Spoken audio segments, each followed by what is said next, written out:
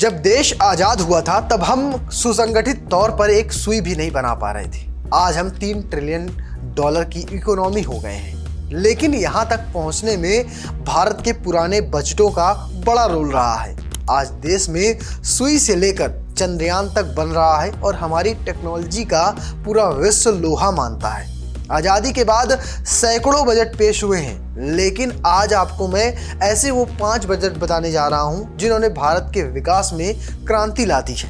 आज़ाद भारत का पहला बजट 16 नवंबर 1947 को पेश किया गया था। इसे देश के पहले वित्त मंत्री R.K. मनसुख चेट्टी ने पेश किया था। लेकिन जिसे भारत का पहला क्रांतिकारी बजट माना जाता है वो है टी.टी. कृष्णमाचारी द्वारा पेश बजट। टी.टी. कृष्णमाचारी ने वित्त वर्ष 1957 से 58 में टैक्स सुधार लागू किए थे, जिसमें लोगों की व्यक्तिगत संपत्तियों पर वेल्थ टैक्स लगाया गया था। यह वेल्थ टैक्स 1915 तक अलग अलग बदलावों के साथ जारी रहा था। उसके बाद इसे हटा दिया गया था। इसके बाद दूसरा बजट आता है जब भारत सरकार आर्थिक संकट में फंसी हुई थी और देश में नरसिम्हा राव की सरकार थी। तब मनमोहन सिंह को वित्त मंत्री बनाया गया था। तब मनमोहन सिंह ने 1991-92 में एक ऐसा बजट पेश किया जो पूरे देश की तस्वीर बदल दी थी। पूर्व RBI गवर्नर मनमोहन सिंह ने राजनेता के बजाय एक अर्थशास्त्री के तौर पर फैसले लिए थे और अपने अनुभवों का इस्तेमाल किया था।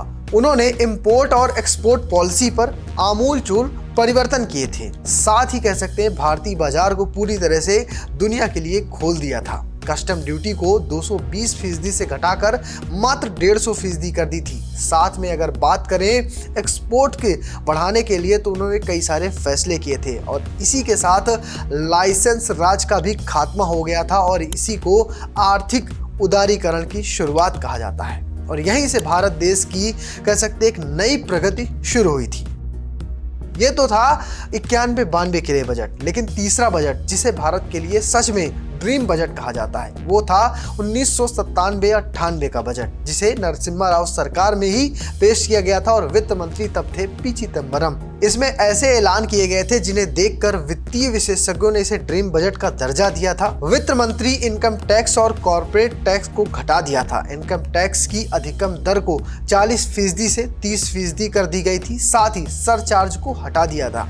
इस बजट की देश की जनता और उद्योग जगत ने जमकर तारीफ की थी। ड्रीम बजट के 2 साल बाद ही 2001 में अटल बिहारी सरकार ने एक ऐसा बजट पेश किया जिसने IT सेक्टर में क्रांति ला दी। वित्त मंत्री थे उस वक्त में यशवंत सिन्हा, जो अटल बिहारी सरकार में एक पूर्ण बजट पेश किया था।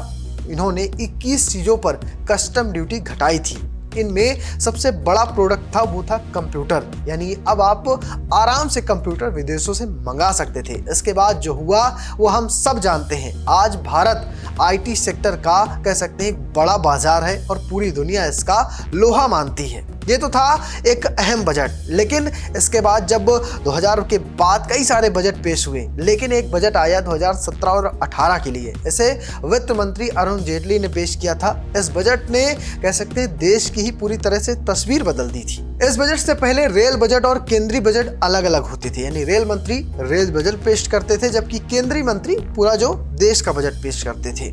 लेकिन अब इसके बाद ये परंपरा खत्म कर दी गई। आम बजट में ही रेल बजट को मिला दिया गया और उसके बाद से सिर्फ और देश में एक ही बजट होता है। इसी में रेल से लेकर सब कुछ इसी के अंदर आता है। तो फिलहाल ये वो 5 बजट थे जिन्होंने कह सकते हैं देश की तस्वीर बदली है। फिलहाल आपको इसमें सबसे महत्वपूर्ण बजट कौन सा लगता है कमेंट बॉक्स में जरूर बताइएगा और पेज को फॉलो करना, चैनल को सब्सक्राइब करना बिल्कुल मत भूलिएगा। धन्यवाद।